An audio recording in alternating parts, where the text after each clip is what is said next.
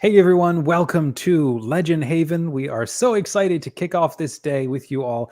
It's going to be a full day full of all kinds of incredible stuff, and we are so glad to have you here with us. Hi, Katie is one of our fantastic mentors from the community. Hey, Dominic. Hey, everybody. Good to see you all here. Thanks, Katie, for joining us. So our topic in just a couple of minutes, we're going to talk about this whole thing, worlds without end. Some of you have probably already been involved in like some networking and so on. So you can catch the replays of all the different videos that we've been releasing as we've been counting down to this con. So I hope you've been enjoying them, and I hope that you enjoy all of the free stuff and just the hangouts and the meetups that are going down today. So very briefly, we're going to touch on some housekeeping here. Then we're going to talk about, again, what is LegendFiction for those who've never heard of us and are not yet a part of our incredible, mind-blowing, dragon-cultivating community. And then we're going to talk about Worlds Without End, the theme of the con, and why that's important, the whole faith-inspired fiction thing. So first, let's talk some brief housekeeping. We have a little code of conduct. Everybody, please follow this. One, we all commit to respect and kindness. We understand respect and kindness builds trust, and trust is needed so everyone can thrive and discover their personal best. So let's not be rude, and let's keep out the trolls. Two, let's protect our community. That's what we are today. We're all coming together. We today are all going to build a community that we want to be a part of. One conversation at a time, we're championing the needs of others and striving to keep our activities welcoming to everyone. And then lastly, I am my own last line of defense. Every person who's part of this convention, we're helping LegendFiction and the team to keep us safe online. We'll be responsible with my activities, my personal information, and my conduct. Nobody from the LegendFiction team at any point will ever ask you for your password, your bank account, or the name of your last dog. So if somebody does, don't do it. So that being said, say hi in the comments. Let us know where you're coming from and what you would name your favorite dragon, or all three of the above. Okay, Katie, if I were to ask you what is LegendFiction and put you on the spot without prepping you, what would you say? I would say that Legend Fiction is a awesome community of nerds who love to write and love pop culture and love to tell great stories. So if you fall into that category, you are where you belong. There you go. That's great. That's great. So I'll do the more official one, which is more dorky. It's our faith-inspired. It's a community for faith-inspired fiction, primarily fantasy and sci-fi. Because I was just chatting with someone who was it? I forget. She made the point. Karen Yulo, actually, at Chrism Press. She says, out of the whole Christian sphere of content, 2/3 of us, Catholic and Orthodox, are completely underrepresented. Like, there's plenty of Christian fiction that's out there for Christians, but when it comes to Catholic and Orthodox, nobody has any idea where there is anything, and there's nobody really publishing it. And especially when it comes to science fiction and fantasy, they have no idea what to do with it. So we started this community just to solve this problem, give us somewhere to go. And so that's what our community does. It's a place where you can give and get feedback, share your works in progress, and if you want to, triple your writing output, because we're all having so much fun. I know that's exactly what's happened for me, and I've got the testimonials on our homepage from other amazing members who are also just writing. They're just making it happen. And so it's really exciting. So we started last year with Legend Haven as an all-free, all-day fun event for everybody to just come and hang out with us. And it was just incredible. Like, the number of friends that we made last year because of this con was amazing. So, okay, we're going to do it again this year. Actually, we're going to do more than just do it again. We've got a dream to make this Legend Haven. We want to make it the biggest sort of Catholic Comic-Con for this sort of thing. One, because there aren't any. So let's make it. Let's build it. And so thanks to every single person who's here today. You're helping us make this happen. Make sure you mark off this time next year so that we can do it again. Looks like we just lost Katie. We'll have her come back in just a second. Yeah, so mark off your October for next year. We're going to come back and we're going to keep doing this with a new theme. But hey, the core theme is faith-inspired fiction, because they're two things that are central to us as authors, Catholic and Orthodox. We love the craft of writing, and our faith is critical to us. So we're trying to figure out, how do those work together? How do we mix them, write them, and explore them. So that's what Legend Fiction is. That's what Legend Haven is. And so our theme, Worlds Without End, is all about. Actually, Kay, let me ask you, why do you think a theme like Worlds Without End is an important one? Well, I would translate worlds without end almost to stories without end, right? Mm-hmm. Because I've heard it, I've heard people say like, "Oh, every story's already been told. So what's even the point of writing anymore?" And Yeah. my response to that is, well, I'm sure you've seen similar plot lines told over the ages, but there's always new stories to tell because the Mm-hmm. times are always changing. So if Right. we look at the Industrial Revolution, that happened, and we got a ton of sci-fi because people were trying to grapple with how does technology Mm-hmm. affect our lives and imagining that. And then the sci-fi inspired more technology. Mm-hmm. So times are always changing and nobody has exactly the same life and Right. experiences as you do. So you're going Mm-hmm. to tell a story that's unique. You have unique stories within you. So as Mm-hmm. many people as there are in the world, that's how many stories there are to tell. And that's an endless number for our purposes. Well, if you're someone like me and the sort of discovery and the love of libraries and and reading books, if that's something that's fun to you, then I think it was Victor Hugo who had this quote: "Every author is a world trapped in a person, and if there's like an infinity of people, that's an infinity of worlds." And so, I was thinking about the theme for this year and realized we've got this line in our liturgy that says, "What is it like? Glory to God, worlds without end." And I thought, Mhm. oh, that's perfect, because we love sci-fi, and the Great Commission extends to all of creation and all of the worlds that are in it, whether or not they're populated. And that's another discussion. You've probably seen that talk about aliens and stuff. So we're not getting into that one today. But even if we were, um, this is all about the what stories have to communicate in every age, because every person is different, and every person is a keyhole into the mystery of God. A little chink of light breaks through every single human being. And some of us take that and we turn that into things we can communicate and share with each other. So you and I have riffed on this whole topic of faith inspired fiction and not being preachy. And we're going to come back to that in a little bit in this first keynote here. But if you were to summarize why we need to not be preachy, and kind of our whole brand is around this whole thing of one commandment, well, two: love God above all things and do not be preachy, and then do anything you want. Why would you say that is such an important thing when it comes to storytelling? Well, I would say as Christians, we should be preachy when we're preaching a sermon or when we're writing a nonfiction book that lists out this is how a Christian should live their life, Yeah. right? So when you're preaching, be When preachy. you're preaching. Right. Yeah. Stories, I think, have a little bit of a different purpose. And one of the values of stories is they let us explore a very underrated virtue nowadays, which is the virtue of prudence. What is prudence? Prudence is how you apply Catholic Church teaching in real world scenarios, right?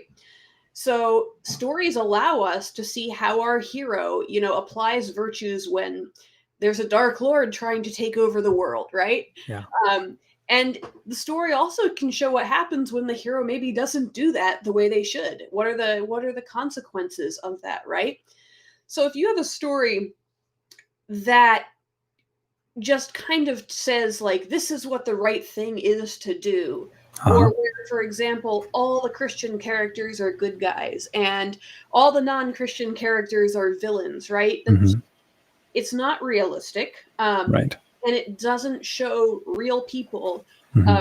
reacting to real situations Hmm. in and showing the good and the bad that comes from that. So it doesn't Hmm. allow us to see what happens when prudence is applied and Right. when prudence is not applied, right? So we don't ever see that. Right. Yeah, absolutely. And so it's for that reason we do not call ourselves, as a brand, authentically faithful storytelling. There are others who might need to do that, but that's not us. Or like fearlessly faithful or whatever. No, it's faith inspired. And one of the reasons why is I was reading a book called I I think it was Underland or something. It was a while back. Anyhow, it was a nonfiction book, but it had this one little vignette, one little story about a lady who would regularly go dive off in coral reefs and put herself near the sharks and the moray eels, right? Not to put herself deliberately in dangerous situations for reasons of self-harm. It wasn't that. It was more that she wanted to find out what bubbled up and emerges in her, what thoughts and creativity comes to her when she puts herself regularly in those kinds of situations, which can be terrifying and put you on the edge of your ability to be alive and so on. And she wanted to find out what happens to me, you know, which I think is such a fascinating way to think of yourself as something that you can work with. You work with yourself, and so we're faith inspired because we're kind of doing the same thing. We're going to dive into our faith, for example, and our love of life and our commitment to witnessing the love of God to every single human being in every part of creation, right? And then out of this deep diving, what stories come out of that?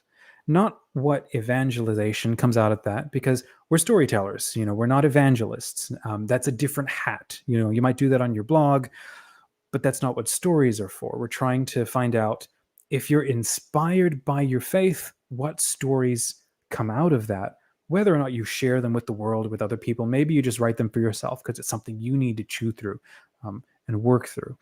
So okay, so let's talk briefly about the power of subcreation. And this is something that I think Tolkien has made very popular with his article or his post on fairy stories. And we've had a couple of really good conversations on the YouTube channel about the sacred power or the power of imagination as a sacred thing.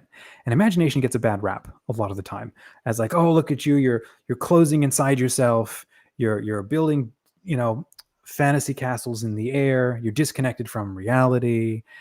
And then Tolkien comes along and he says, no, actually, fairy stories are about contact with everything that you can't see that is also just as real. And I'm going to do a total disservice. So if you know what I'm talking about, give me a thumbs up in the comments. And everybody absolutely must read this as well. But there's one of his predecessor, his influencers was George MacDonald, who wrote also phenomenal pieces of work on the power of the imagination and why it's so valid and so valuable. And his whole thing was to actually turn us completely inside out. And he's like, no, the imagination is not just something that you're confecting inside your brain pan because, hooray, we're like mixing drinks in our brains. Like, no, the imagination is the thing that connects you to everything. It is how you perceive and connect with creation. Yes, there's an element of it where you're recombining in yourself, but it is because you can do that. It is the part of you that allows you to connect with everything else. And by that, he's referring to everything that, again, you can't see that is true, which is all of the things that our eyes are unable to detect, right? That physics doesn't apply to.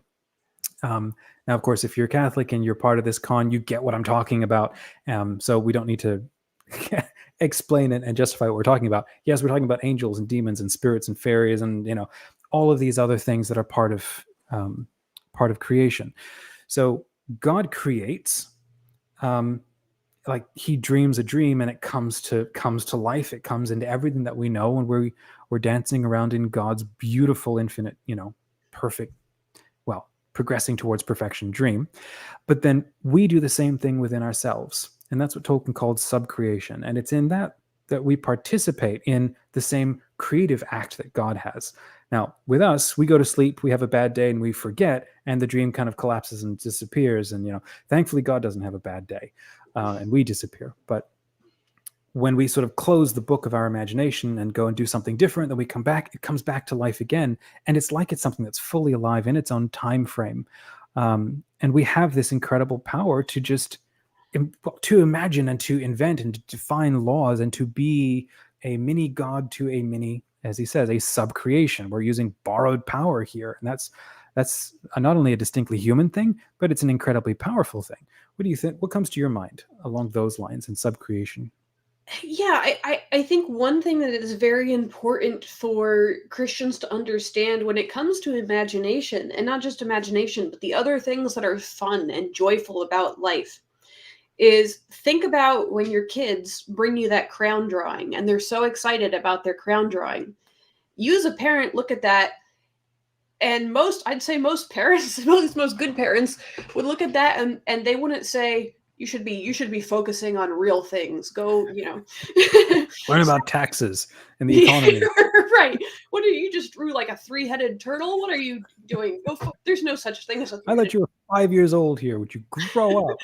No, when we as parents see that, we get so excited to see our child's Right. creativity, to see them looking at the real world around them and then adding to it, saying, "What if this lion was giant? What if it Mm-hmm. breathed fire?" Like we as parents see that and get so excited.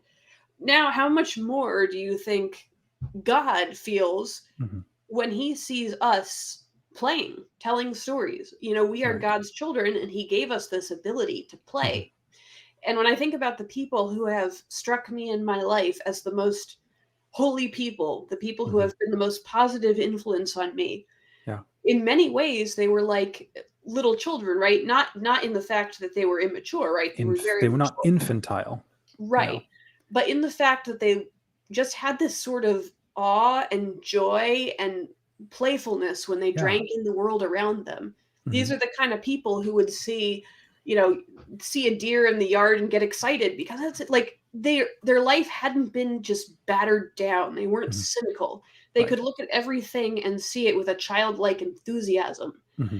And so when I think of our jobs as writers, I see us looking at the world that God made and all this beautiful creation and the behaviors of people, animals, nature, right? We take Mm-hmm. that and then in our imagination we play with it and we expand upon that, and Mm-hmm. that delights God. I think that kind of brings us closer to our Mm-hmm. unfallen state Right. when we do that. So don't always think of writing. I think our modern tendency as Catholic writers is to think our writing has to be an evangelization tool. Gotta be meaningful. I can't have fun.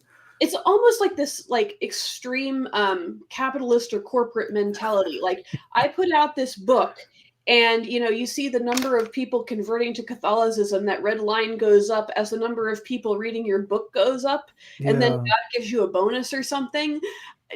That's not how God Completely the works. wrong way to go about writing fiction. Yeah.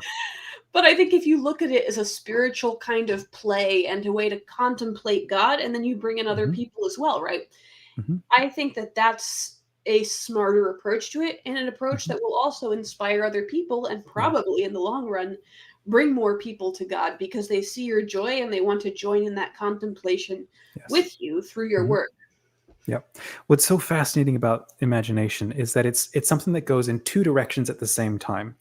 And if you were to take these two elements of what make up our reality, which is things of spirit and things of matter. Now, let me bracket that in saying that is not an absolute distinction, and it's actually deeply problematic to matter to think of it as it's all dead, not spirit stuff.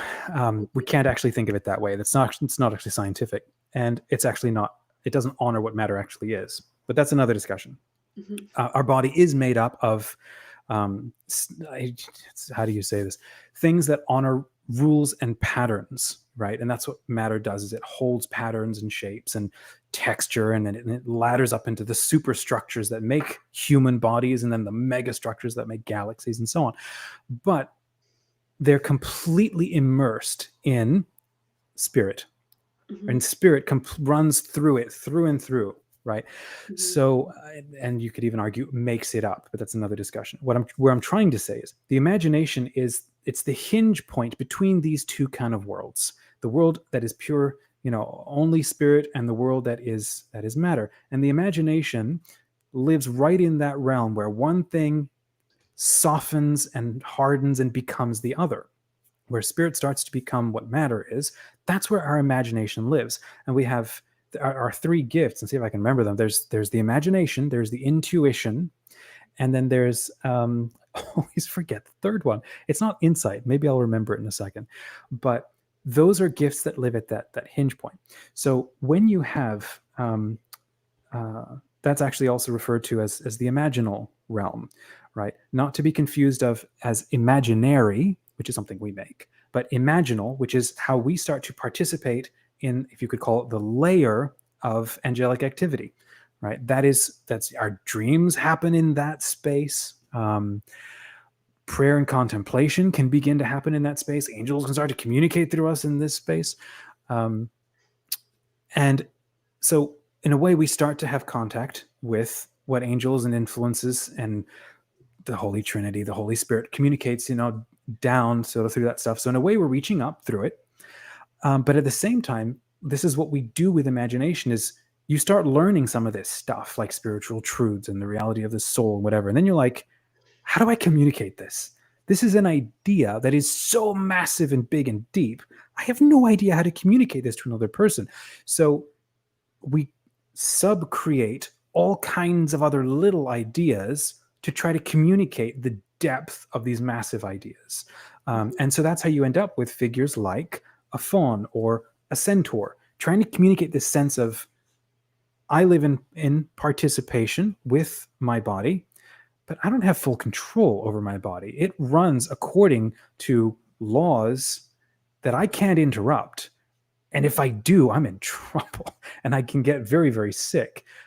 So I have to live in, like a centaur is half man, half animal.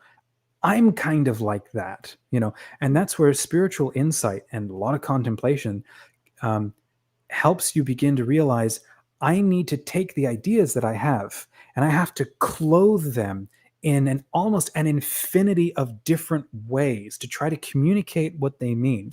And every person is going to do that slightly differently. And that's in the same way that we take on and we wear clothes. And then we wear different kinds of clothes to communicate how we feel about ourselves and how we want others to interact with us and what we're trying to say about our state in life and what we want to get up to and what we do and whatever.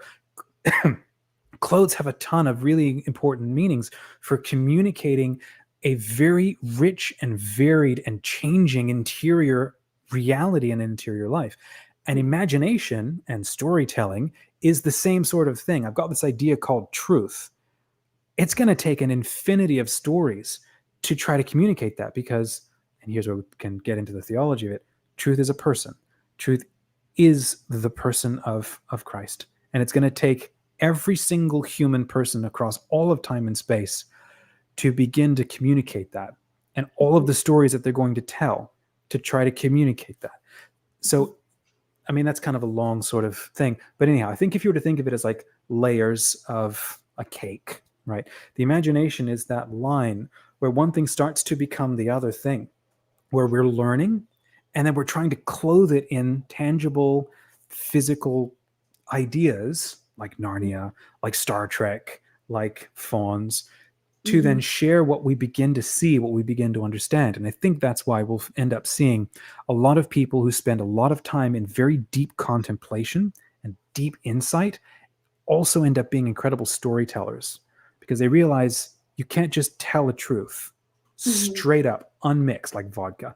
It's too powerful and the mind cannot take it in that easily. It has to be diluted through the experience of a story, and maybe they'll be ready to hear it by the end. Sometimes not. And that's why, like little kids especially, that was awesome. Put it on repeat over and over because there's something in there that they're trying to get at. So what do you think?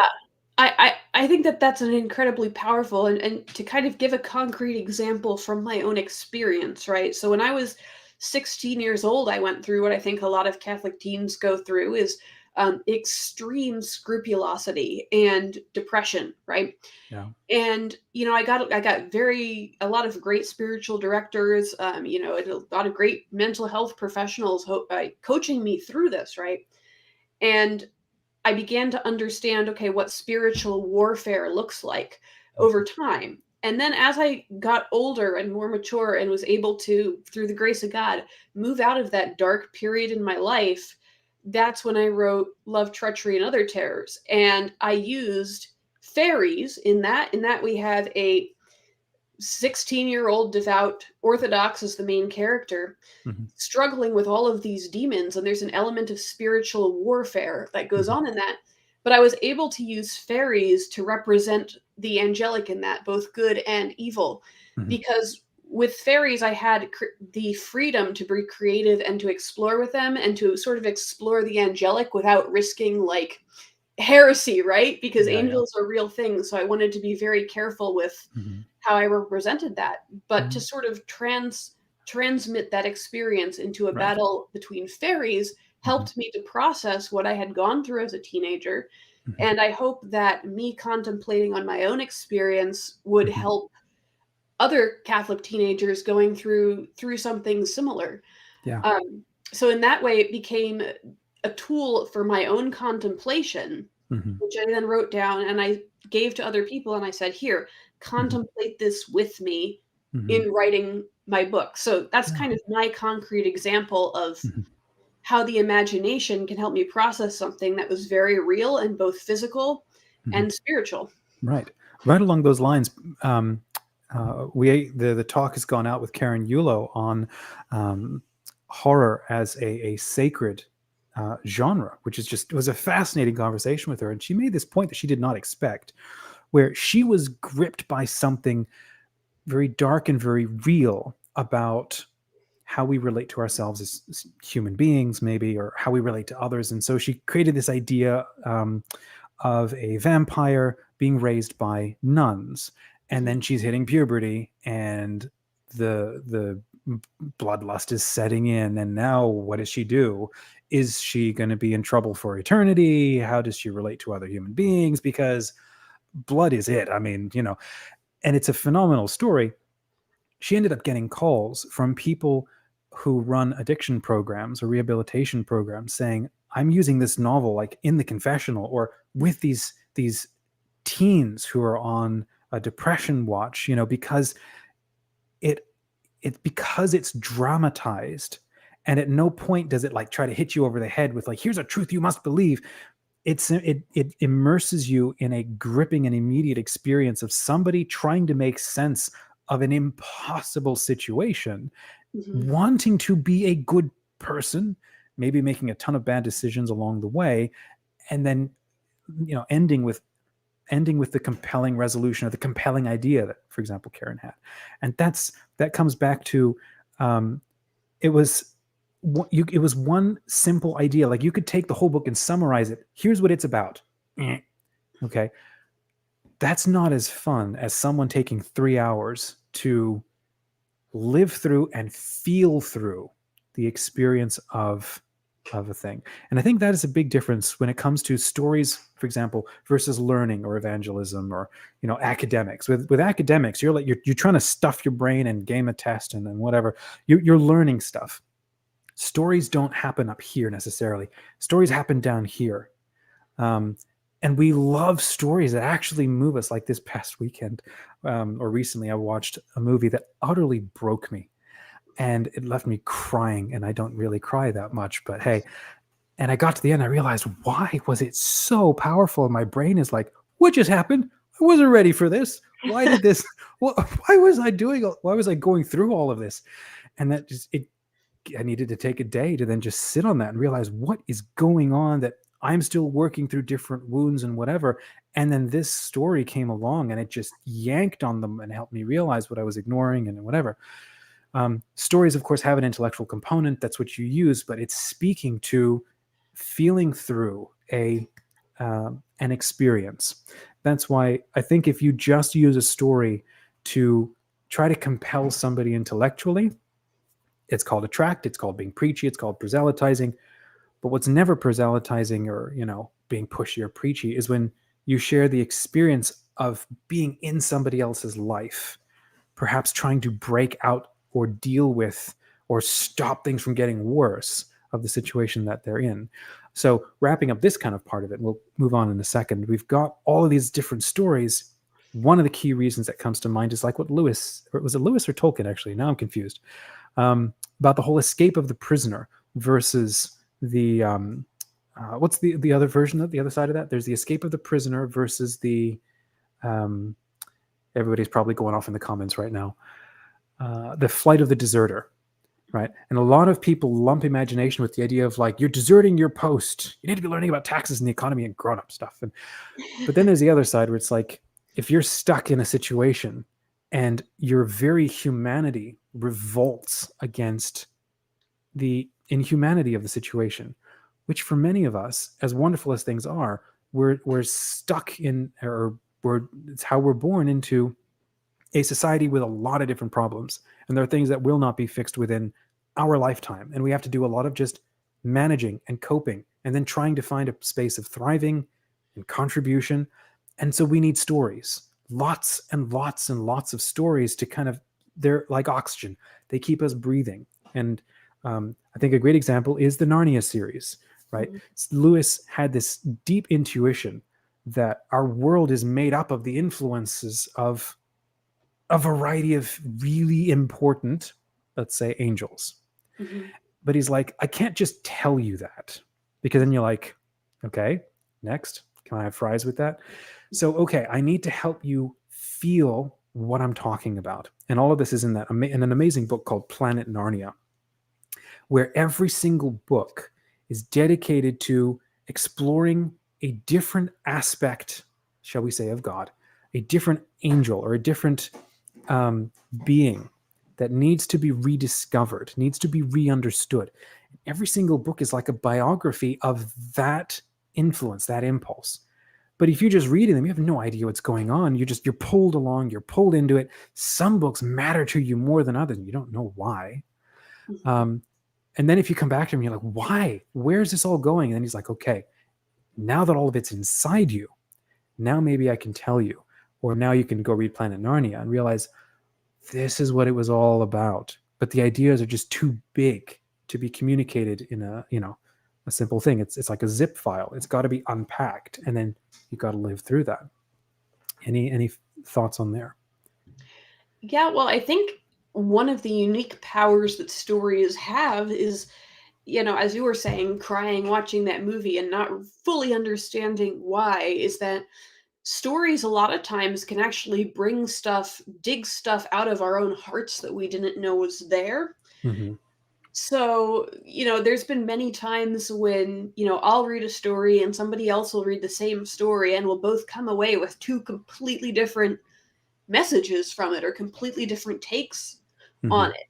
And it's always interesting to see what people bring to a story they're reading and what that story draws out of them. And very often That's true. it's more about that person than it does about the story itself. Yeah, so yeah. it's interesting to think about that way. And so that's kind of our next point. Why we need more novels, and we do need more novels. In his article on fairy stories, Tolkien makes the point that no two people read The Hill Was Green and the same hill comes to their mind. Everybody fills out and peoples and details a story based on everything that they know. And I mean, in the same way, how many movies, for example, stories have been written for a previous generation that we pick it up and we're like, yeah, maybe it's good. I can't do it. I can't get into it. Like, I don't like the actors, or I don't like the style, or I don't like how this thing was written. As valid as it might be, I am not compelled to get into it. And so in the same way that we might need, like you go to a class and the class is amazing and you just can't stand the teacher. But you go to a different, and maybe you spend a whole year and you learn nothing. And then you spend 3 days with somebody who loves the topic and you love that person. And they share with you everything and you're ready to hear it because you like how they communicate, right? It's for that reason, that is one of them, why we need more novels in every generation, because I've got this little note here. Every author is like a universe, and we're creating worlds within ourselves. So our job in every age is to translate truth. And I'm pretty sure the Holy Father is the one who said this, Pope Francis. Our job is a job of translation. Here's the things that we know and love.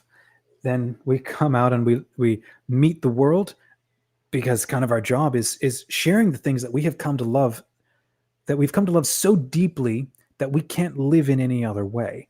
And so that's called witness. And if we're trying to be authentic through and through, and our inner life matches our outer life, and we're an integral human being, other people end up coming up and hopefully they're asking you, what is the reason for the joy that is in you?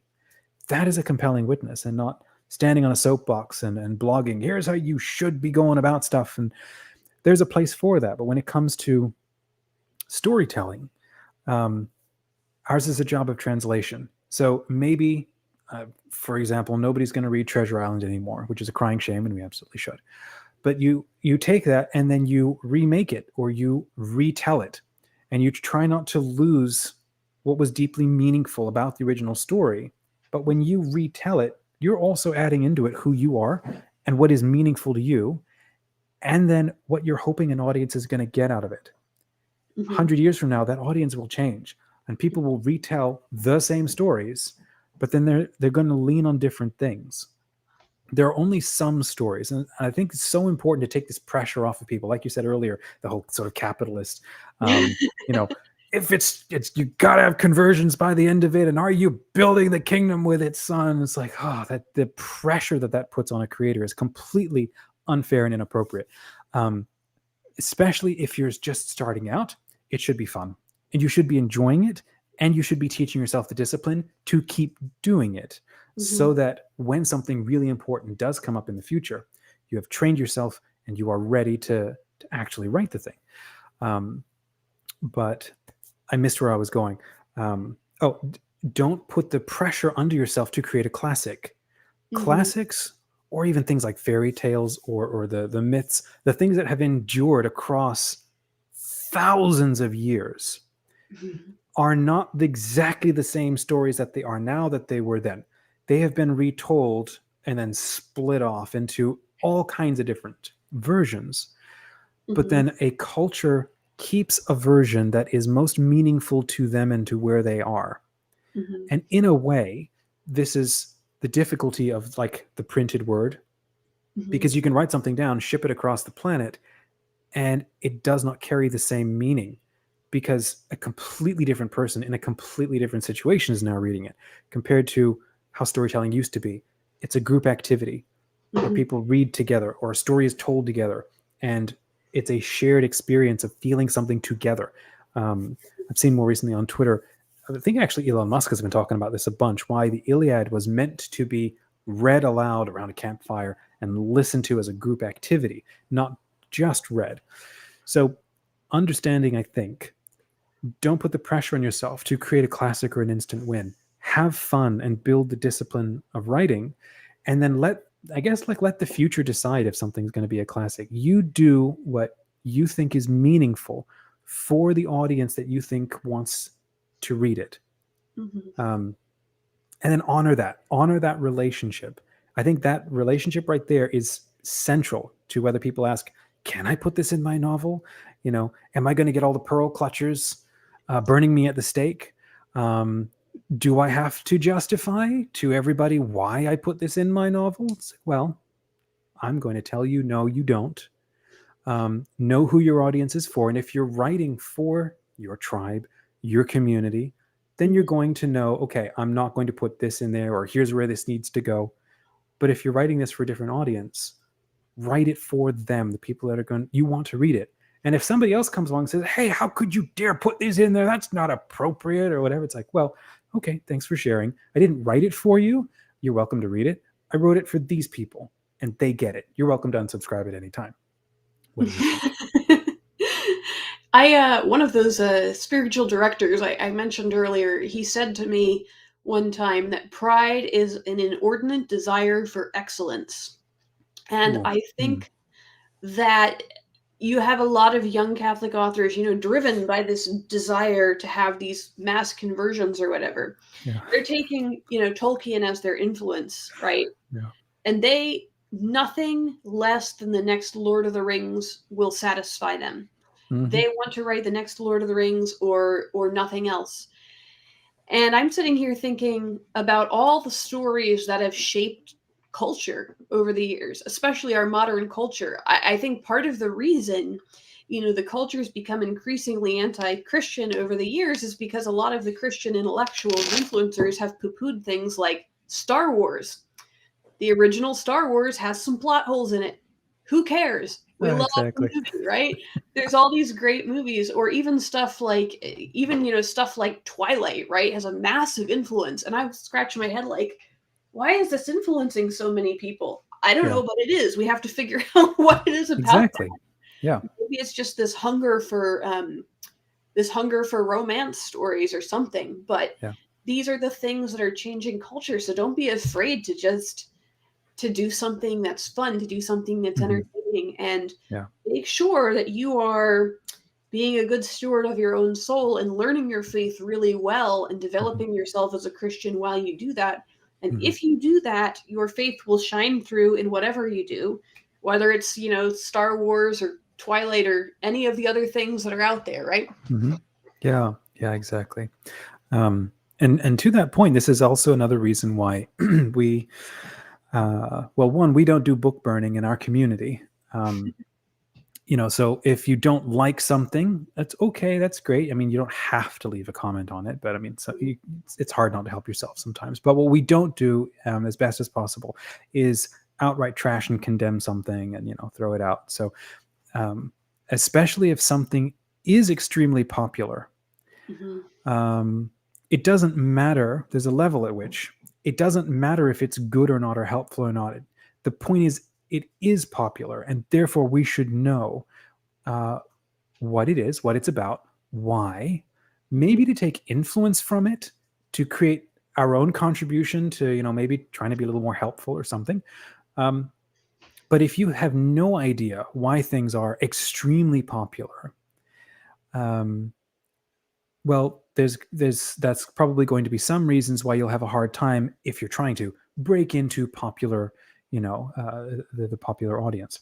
That being said, I also want to counter with a thought that came from Sister Nancy Usselman, and I've been fortunate to interview her twice. And in the last couple of months, she was on the Legend Fiction channel to talk about her book, Becoming Media Mystics, is what she said. And I think that's a pretty central place to be in for our community, but really just in general as Christians. Her whole thing is we need to become media mystics. What does a mystic do? A mystic looks beyond the immediate. A mystic is someone who, through contemplation, through invitation of God's influence, teach me to see with your eyes how you look at things. And if there's one thing that we are absolutely sure about, the way that God looks, every single one of us and creation, is not the way that we look. We can only see people from the outside. And then profoundly dislike them or write them off or love them, or want to be like them from what we can see on the outside. It takes a lot of time, to get to know somebody on the inside for who they are. But that's not how God works. God knows us intimately from the inside out, in the same way that we know our characters from the inside out. We don't look at our characters, well, maybe side characters. We're more like, man, they look really cool. Like, let's use that fan art in this or something. But our main characters, we usually pick them because we know who they are in some deep way, and we've intuited something about them in some deep way, and we love them from the inside out. And that's why we're not afraid to wrestle with them and to work with them, as stories. So her whole point is, in that same vein, we need to be able to go to popular media and watch it and not be afraid of anything. It was hilarious. I saw her on Instagram or Twitter. She was sharing photos of herself going to the premiere of a horror movie, The Nun 2. And she's standing there with a bunch of other nuns who are trying to look like the character in the movie. And she's like laughing and smiling, and they're all like leaning. They're like so happy to be with like a real nun, and they're all just LARPing and stuff. And what's so funny about that is the story doesn't terrify or concern her. She goes into it maybe with like a forensic sense or a space of love, in the sense that this story matters to a ton of people. And there's a reason why. We got to figure out why, because it's more likely than not, God is moving through that reason to move people. So as silly as the world is, and there's a lot of silliness going on, at the same time, when something endures in the popular imagination, it's not because the tail is wagging the dog and evil is having the upper hand everywhere. It's like, no, there's something very deep in that story that masses of people are resonating with. And this is one of the truths that we hold as Catholics, is that um, all of humanity and of the people of God, um, are porous to the Holy Spirit and are being influenced and acted on.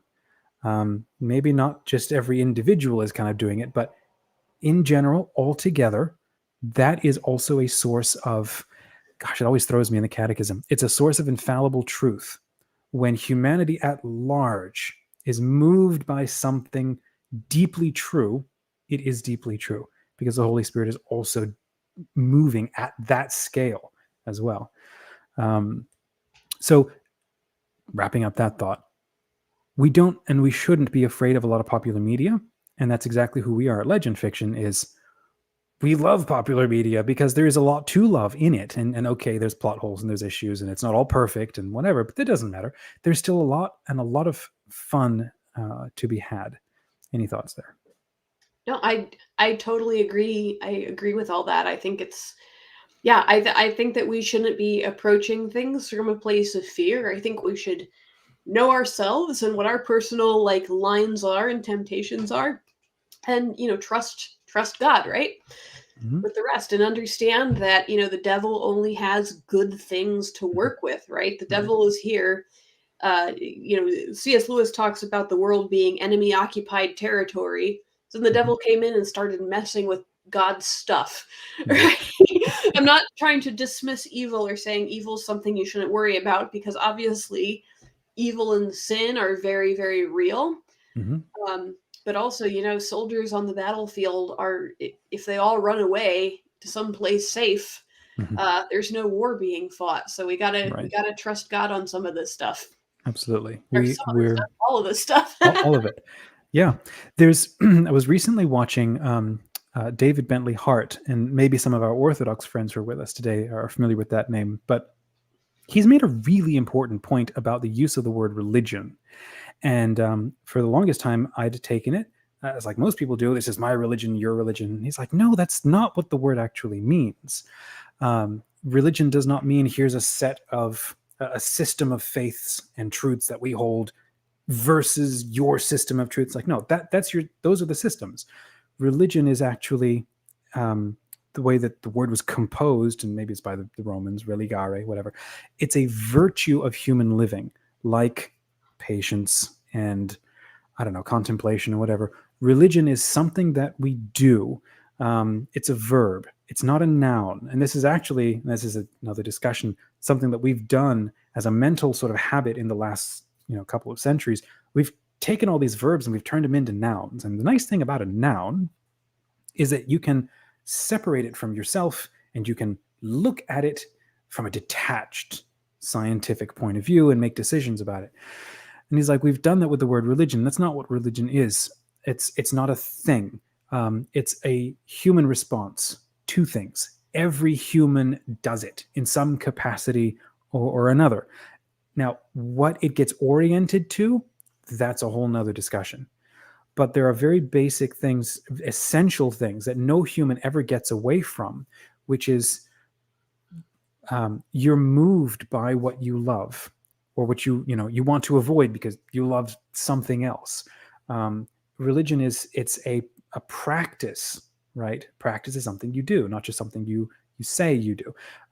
It's a practice of living out your ultimate beliefs, and that's why a lot of us, and we'll look around a lot of people, and you say that you believe all these things, but you go and do all of this. So you actually believe all of this, but you wish you believed, all of this. So we can look at all of the people that we meet, our own selves, and begin to pay attention. What are you actually doing? Because what you're doing is a living out of your religion, right? Of your the religion as a verb, something every single human does.